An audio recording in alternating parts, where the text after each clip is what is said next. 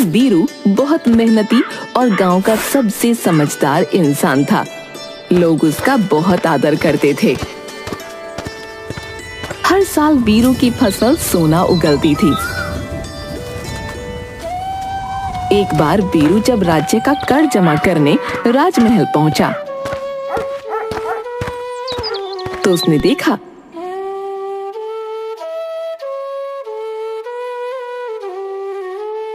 महाराज, राजकोष खाली हो रहा है।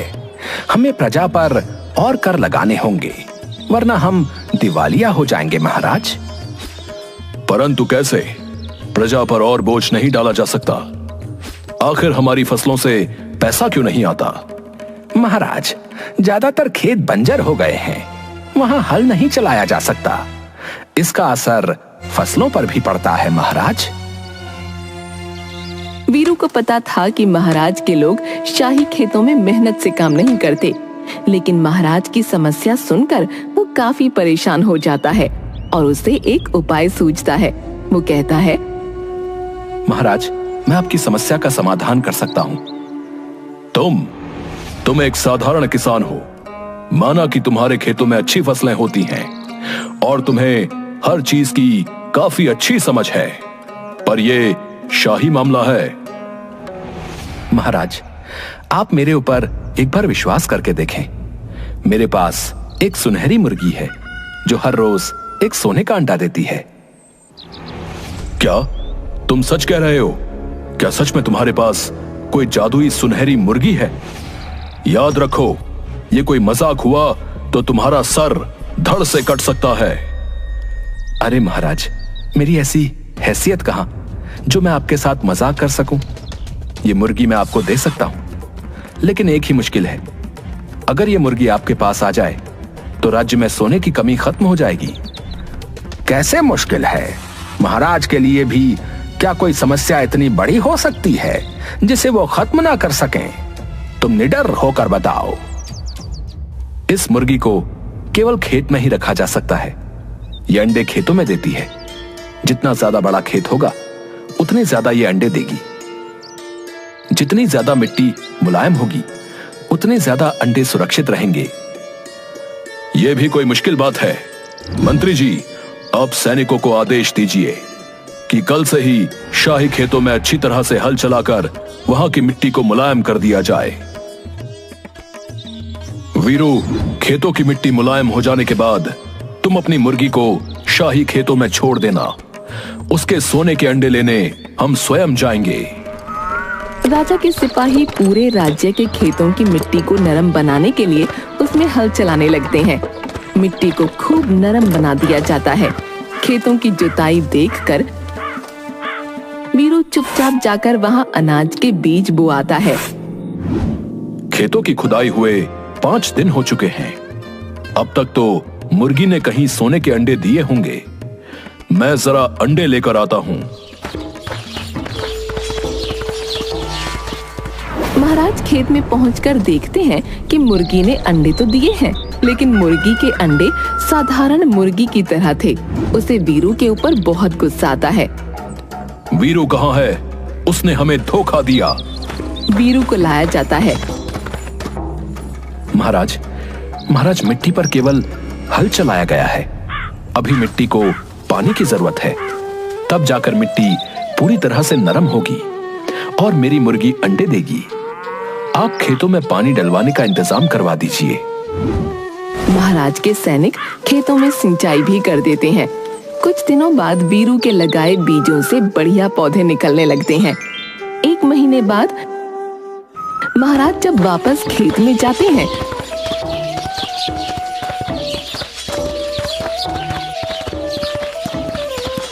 तो उन्हें मुर्गी के अंडे तो नहीं मिलते, लेकिन चारों तरफ खेतों में हरियाली दिखाई देती है। वो फिर से वीरू को बुलाते हैं।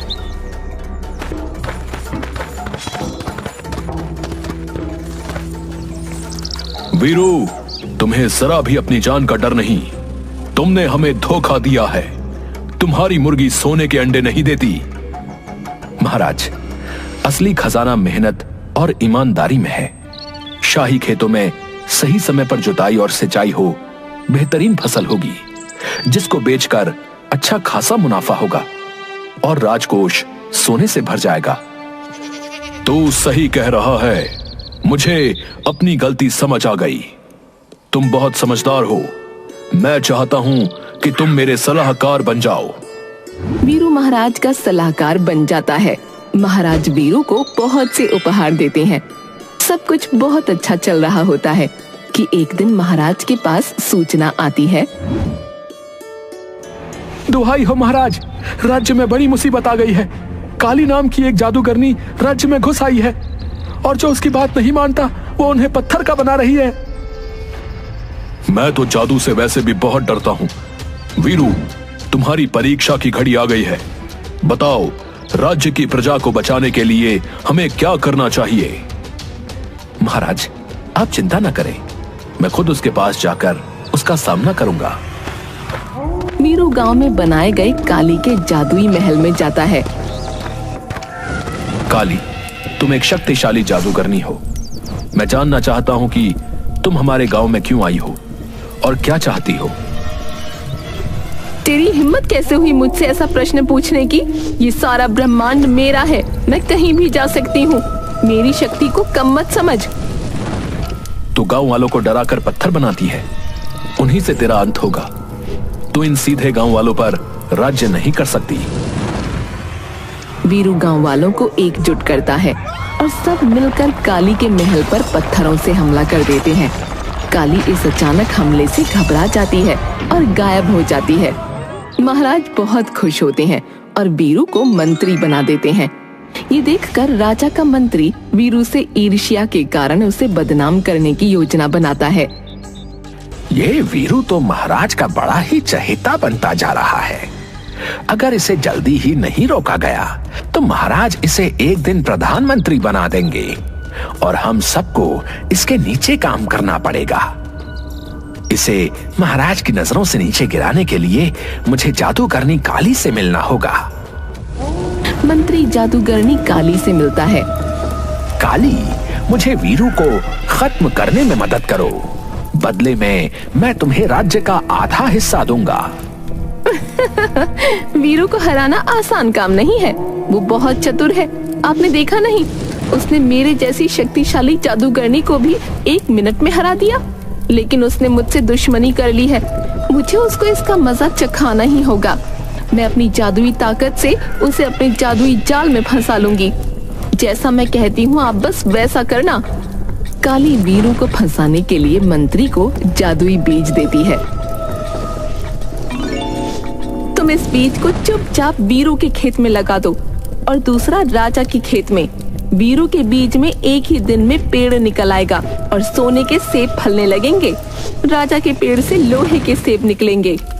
मंत्री बीज लेकर राजा के पास जाता है और कहता है, महाराज, देश की भलाई के लिए मैंने कड़ी तपस्या की। मेरी तपस्या से खुश होकर एक परी ने मुझको ये बीज दिया है और कहा है कि अपने राज्य के सबसे समझदार व्यक्ति के हाथों से इसे खेत में लगवा दो तो इसमें से सोने के सेब निकलेंगे। महाराज, शाबाश, तुम सचमुच देशभक्त हो।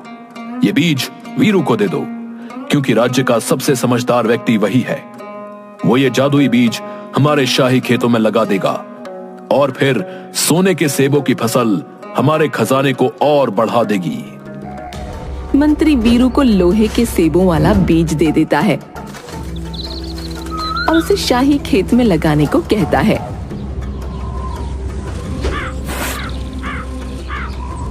और खुद सोने के सेब वाला बीज वीरू के खेत में लगा देता है। कुछ दिन बीत जाने के बाद वो वीरू के सेब के पेड़ से एक सोने का सेब तोड़ता है और बाकी सब उसके खाट के नीचे छुपा देता है। फिर राजा के पास पहुंचता है। महाराज, काफी दिन हो गए हैं। मेरे जादुई बीज में से तो अब सोने के सेब निकलने लगे होंगे। चलिए, आपके शुभ हाथों से ही पेड़ में से सोने के सेब तोड़ते हैं।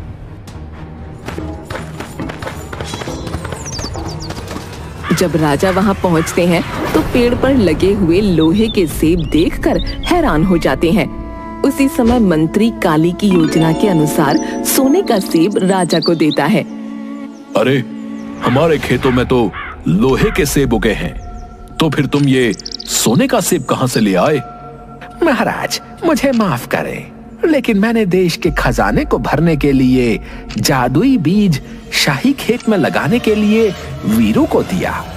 ये सोने का सेब मैं वीरू के खेत से लेकर आया हूं। वीरू, मैंने उस पर इतना विश्वास किया और उसने मुझे धोखा दिया। वीरू को मेरे सामने पेश किया जाए। वीरू को राजा के सामने लाया जाता है तो राजा बीज के बारे में पूछता है। महाराज, मुझे किसी बीज के बारे में कुछ नहीं पता। वीरू के घर की तलाशी ली जाए, अपने आप सच्चाई सामने आ जाएगी। जब सिपाही वीरू के घर की तलाशी लेते हैं तो उसकी खाट के नीचे उन्हें सोने के सेब मिलते हैं। वीरू को जेल में डाल दिया जाता है। गांव वाले निराश हो जाते हैं। राजा वीरू को जेल में डाल देता है। वीरू के बेटे मुन्ना को जब इस बात का पता चलता है तो उसे महाराज पर बहुत गुस्सा आता है और वो अपने पिता को बचाने के लिए काली के महल में जाने को तैयार हो जाता है। सब लोग उसे समझाते हैं।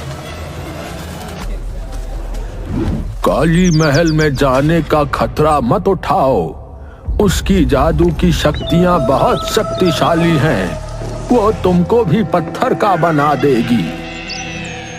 ये आप क्या कह रहे हैं? पिताजी इस गांव के रक्षक थे। पिताजी इस समय जेल में हैं। पिताजी को बचाने के लिए मैं अपनी जान की परवाह नहीं करूंगा। उनके बिना गांव भी खतरे में है। गांव में रहने वाली मुन्ना की दादी उसे समझाते हुए कहती हैं, देख मुन्ना, जादूगरनी काली की शक्ति शैतानों की ताकत पर टिकी है। उसे हराने के लिए तुझे महामाया की सच्ची शक्ति की जरूरत है। हाँ, मैं तुझे महामाया का सबसे शक्तिशाली मंत्र सिखा सकती हूँ।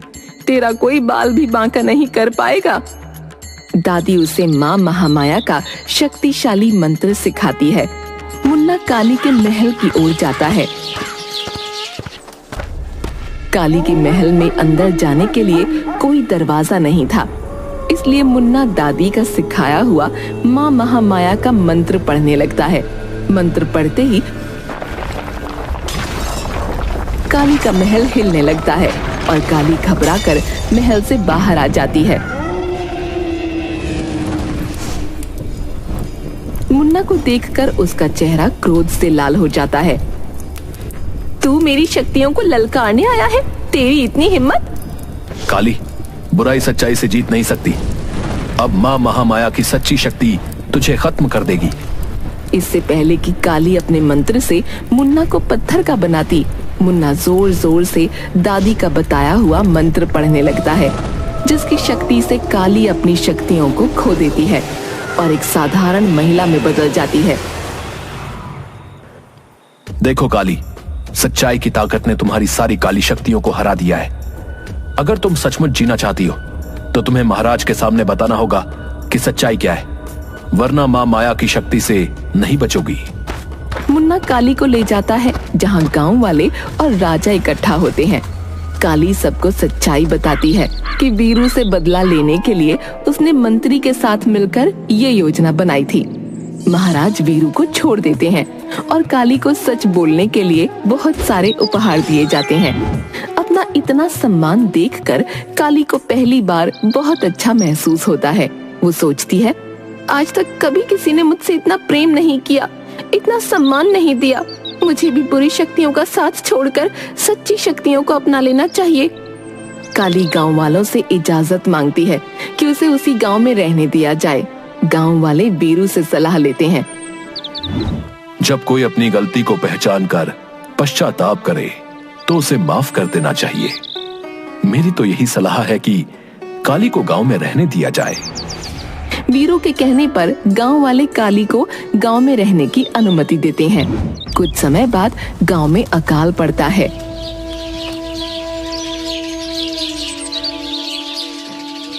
बारिश होने के कोई आसार नहीं दिख रहे हैं। हमारे पास कोई उम्मीद नहीं बची है। अब तो कोई ही अपने जादू से हमारी जान बचा सकती है। मैंने अपनी जादुई शक्तियों को कभी भी उपयोग न करने की कसम खाई थी। अगर मैंने ऐसा किया तो मुझे अपने एक अंग का दान करना होगा, लेकिन अब इस गांव के लिए मुझे अपने जीवन का एक बड़ा त्याग करना होगा। काली गांव के प्राचीन मंदिर में जाती है और अपनी जादुई शक्तियों का उपयोग करके बारिश लाने के लिए एक अनुष्ठान करती है। बारिश होते ही काली अपनी आंखें खो देती है। काली मौसी, आपने हमारी जान बचाई है। हम कभी भी आपके बलिदान को नहीं भूलेंगे। मुझे खुशी है मेरी जिंदगी किसी के काम आई। अब मैं समझ सकती हूँ कि सच्ची खुशी प्यार, दया और त्याग में है, और ये गांव मेरा परिवार है। एक दिन गांव में अजीब घटना घटती है। काली जब गांव वालों को जादुई शक्तियों का प्रशिक्षण दे रही थी, मुन्ना दौड़ते हुए आता है और कहता है, काली मौसी, जंगल से एक अजीब प्राणी आ रहा है। तभी गांव में एक बड़ा आधा पेड़ आधा जानवर जैसा दिखने वाला आकार पेड़ों के बीच से निकलता है और वो बहुत क्रोधित लग रहा होता है। अरे काली बहन, ये तो वनदेव हैं। वो कभी हमारे गांव के पास नहीं आए। मुझे दिखाई तो नहीं दे रहा, लेकिन महसूस हो रहा है कि उन्हें हमारी मदद की जरूरत है। गांव वाले वनदेव के सामने इकट्ठा होते हैं। वो गुर्राता है और टेलीपैथी संदेश भेजता है। काली उसे समझ लेती है। काली वीरू से कहती है, वीरू भाई, वनदेव कह रहे हैं कि क्योंकि मैंने सच्चाई का साथ देना शुरू कर दिया है, बुरी शक्तियां मुझे खत्म कर देना चाहती हैं। मेरे ऊपर जादुई शक्तियों का काला बादल मंडरा रहा है। काली बहन, तुमने हमेशा हमारे गांव की रक्षा की है। हम तुम्हें कुछ भी नहीं होने देंगे। हम तुम्हें तुम्हारे ही जादू की सहायता से बचाएंगे।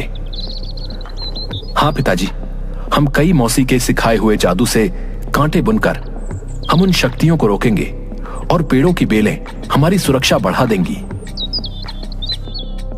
गांव के लोग काली के सिखाए जादू का इस्तेमाल करते हैं और जमीन में से तरह तरह की बेलें निकलकर एक दूसरे से जुड़ जाती हैं। लेकिन जैसे ही रात होती है, बुरी शक्तियां पेड़ की बेलों की जाल से बाहर आ जाती हैं। गांव में अंधेरा होने के कारण वो इधर उधर वार करने लगती हैं, जिससे गांव वाले घायल होने लगते हैं। मुझे अपनी शक्तियों से गांव में रोशनी करनी पड़ेगी।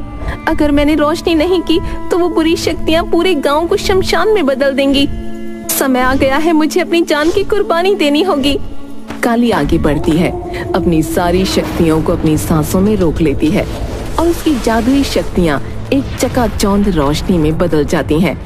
रोशनी से घबराकर बुरी शक्तियां कमजोर होकर गायब हो जाती हैं, लेकिन काली जमीन पर गिर जाती है। वीरू एक सच्चा किसान है। उसकी वजह से सिर्फ मैं नहीं बदली, बल्कि पूरा गांव बदल गया। असली जादू सच्चाई और मेहनत में, आपसी प्रेम में होता है। मैं चाहती हूँ कि मेरा ये गांव हमेशा इस बात को याद रखे। ऐसा कहने के बाद काली की मृत्यु हो जाती है, लेकिन जादूगरनी काली के इस त्याग को कभी भी कोई नहीं भूला और गांव का नाम बदलकर कालीपुर रख दिया गया।